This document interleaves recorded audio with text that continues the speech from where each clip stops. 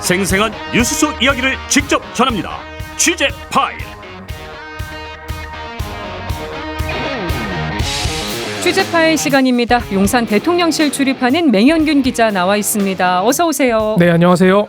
윤석열 대통령이 다음 주에 미국 국빈 방문을 하는데 곧 의제와 일정이 나오겠습니다만 일부 일정이 먼저 공개가 됐네요. 네, 그렇습니다. 경제 관련 일정이 먼저 공개가 됐고요.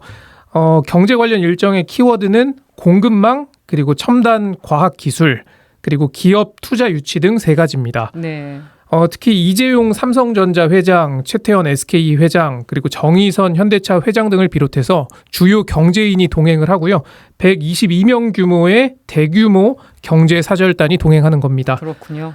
먼저 워싱턴 DC에서의 행사를 좀 보면은 투자 신고식과 한미 비즈니스 라운드 테이블 행사에 윤석열 대통령이 참석을 합니다.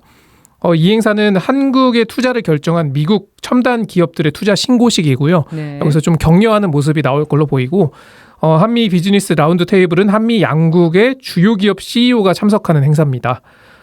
그리고 나사 우주센터를 방문하는 일정도 있습니다. 네. 우리나라도 지금 우주항공청 설립이 추진이 되고 있거든요. 그래서 나사 같은 경우에는 우주 개발을 이끌고 있는 곳이잖아요. 네. 그런 차원에서 한미 우주협력 방안 그리고 우주항공청 운영 방향에 대한 어떤 의견이 좀 교환이 되는 시간이 마련될 것으로 보입니다. 그리고 글로벌 영상 콘텐츠 리더십 포럼 행사도 있는데요. 네. 이거는 콘텐츠 기업인 간의 인적 교류 활성화 방안에 대해서 또 논의를 하고 그리고 공동 제작 확대, 협력 모델 창출 방안 등이 논의될 예정입니다. 네. 이게 미국 영화협회 주최로 성사된 행사인데 글로벌 영상 콘텐츠 기업들이 한자리에 모여서 논의하는 건 전례가 없는 일이다라는 얘기가 나오더라고요. 그만큼 우리나라 콘텐츠의 어떤 위상을 보여주는 일정이다 이렇게 볼 수 있을 것 같고요. 네. 그리고 보스턴도 방문을 합니다. MIT 공대를 방문해서 석학들과 대화 나누는 시간이 예정돼 있고요. 또 윤석열 대통령이 하버드대를 방문을 해서 네. 연설도 예정이 되어 있습니다. 주제는 자유를 향한 새로운 여정이란 주제로 연설을 합니다.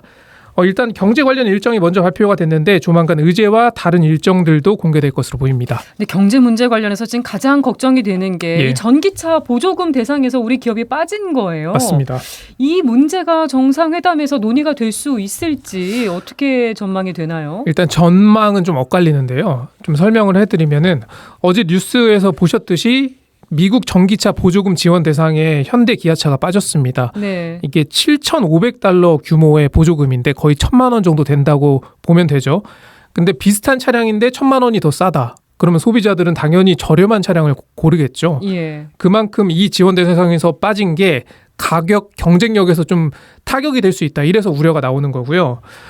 그래서 이제 국산 전기차가 그 내연기관 차량 같은 경우에는 미국에서 큰 성과를 못 냈었는데 네. 전기차는 테슬라 다음에 성과를 보였다라는 통계도 있거든요. 그래서 네. 악재다라는 얘기가 나오는 거고요. 어찌됐든 성과를 이어가기 위해서는 변화가 필요한 시점인데 대통령실은 좀 아쉬운 부분이 있을 수 있지만 어느 정도는 외교적 성과를 보였다라는 입장입니다. 어떻게 그렇게 볼 수 있죠? 그러니까 그냥 일반 판매 차량 같은 경우에는 보조금 대상이 되진 않지만 렌트 차량이나 리스 판매 차량 같은 경우에는 보조금을 받을 수 있거든요. 그래서 다른 판매 수단을 이용을 하면 보조금을 받을 수 있다는 뜻입니다. 네. 근데 미국 기준이 상당히 빡빡해 보였어요. 이 배터리 부분 먼저 좀 짚어볼까요? 그러니까 중국산 광물 쓰면 안 된다라는 얘기인 거죠. 근데 전기차에 있어서 배터리는 굉장히 핵심 부품입니다. 그렇죠. 그리고 배터리는 광물을 가공해서 만들죠. 광물 요건의 경우에는 해외에서 수입을 해온 뒤에 우리나라가 다시 구성 소재를 생산을 하면은 광물을 가공된 것으로 보기로 했어요. 그러니까 한국에서 가공한 광물은 요건을 충족할 수 있는 거죠. 네. 그렇게 해서 우리나라의 배터리 회사는 모두 요건에 만족시킬 수 있게 됐고 보조금 지급 대상 7개 회사의 22개의 모델을 보면은 한국 배터리를 쓰는 곳이 17곳이 됩니다. 그렇기 때문에 한국 배터리 3사에게는 오히려 기회다 이렇게 대통령실은 보고 있는 거고요. 네. 최상목 경제수석은 전기차에 대한 타격은 생각보다는 크지 않았다. 어느 정도 선방했다라는 평가를 내렸고요. 또 배터리 수출에 있어서는 수혜를 받는 나라가 됐다는 걸로 요약할 수 있다. 이렇게 밝히기도 했습니다. 대통령실 얘기를 보면 또 그렇게 큰 걱정을 하고 있는 것 같지 않네요.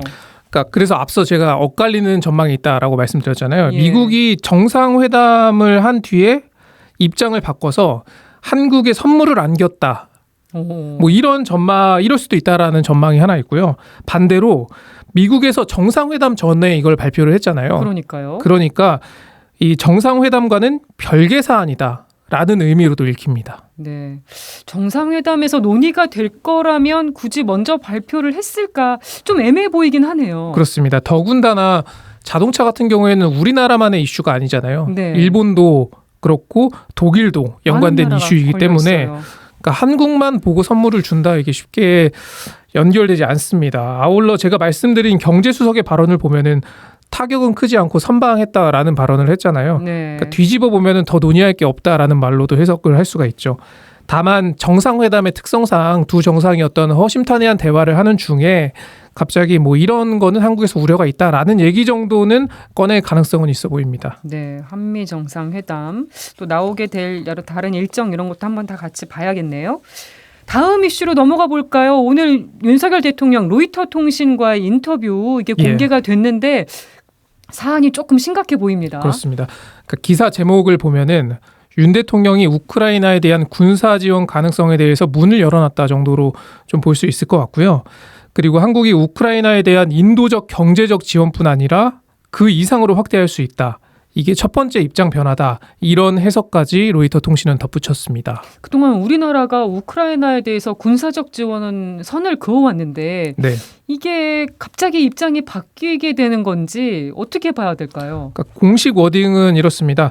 만약에 민간인에 대한 대규모 공격이라든지 국제사회에서 도저히 묵과할 수 없는 대량 학살이라든지 또는 전쟁법을 중대하게 위반하는 사안이 발생할 때는 인도 지원이나 재정 지원에 머물러 이것만을 고집하긴 어려울 수 있습니다. 이게 윤석열 대통령의 발언인데요. 그러니까 민간인을 향한 공격, 뭐 대량 학살 이런 전제가 달리긴 했지만 하지만 지금까지는 어떤 살상 무기를 지원하는 일은 없다라는 게 정부 입장이었잖아요. 그랬죠. 근데 그런 입장을 바꾸는 듯한 발언을 대통령이 한 것이기 때문에 좀 파장이 좀 예상이 되는 측면이 있고요. 또 살상 무기를 지원하는 것도 좀 논란이 될 수 있는데 윤 대통령 발언을 보면은 원상 회복에 대한 이야기도 했거든요. 그게 네. 재건이죠. 만약에 전쟁이 끝난다면은 우크라이나를 재건을 지원하는 부대를 파병할 수도 있는 거 아니냐. 네. 이런 관측까지 또 나옵니다. 그렇군요. 이따가 또 김종대 전 의원이랑 더 자세하게 얘기를 나눠보긴 하겠습니다만 러시아에 진출한 우리 기업들도 있고 예. 교민들도 있고 또 북한에 대한 러시아의 영향력도 있어서 이게 무기 지원 하나로만 보기에는 여러 가지가 걸려는 일이 많습니다. 맞습니다. 지금. 그래서 민감한 주제인데요.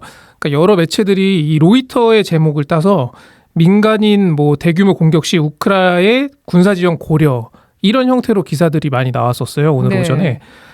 그런데 갑자기 민간인 공격 시 우크라 인도적 지원만 고집 어려워. 이렇게 좀 기사 제목이 바뀌는 매체들이 있었거든요. 그러니까 대통령이 언급한 말과 기사 내용이 좀 미묘하게 달랐다. 그건 로이터의 좀 해석일 뿐이다. 네. 라는 이야기를 대통령실에서 했어요. 그만큼 이 용산에서도 이 문제를 좀 민감하게 보고 있다는 거죠. 그러니까 군사 지원을 고려한다는 말과 인도적 지원만 고집하기 어렵다는 말. 그게 그 말이 그 말 아닌가요? 그러니까 비슷한 얘기인데 윤석열 대통령이 군사적 지원을 고려한다라는 말을 한 건 아니다. 라는 거죠. 그러니까 되게 그 로이터 통신 인터뷰에서의 윤석열 대통령의 발언을 정리해서 기자들에게 제공하기도 했습니다. 네.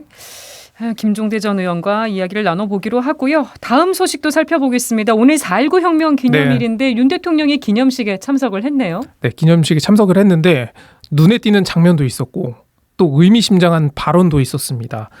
오늘 서울 강북구 수유동 국립 4.19 민주묘지에서 개최된 제63회 4.19 혁명 기념식에 취임 후 처음으로 참석을 한 거고요. 네. 통상 10주기 기념식에만 대통령이 참석을 했는데 관례를 깨고 2007년 이후 16년 만에 참석한 거다라는 이야기를 대통령실에서 했습니다. 네.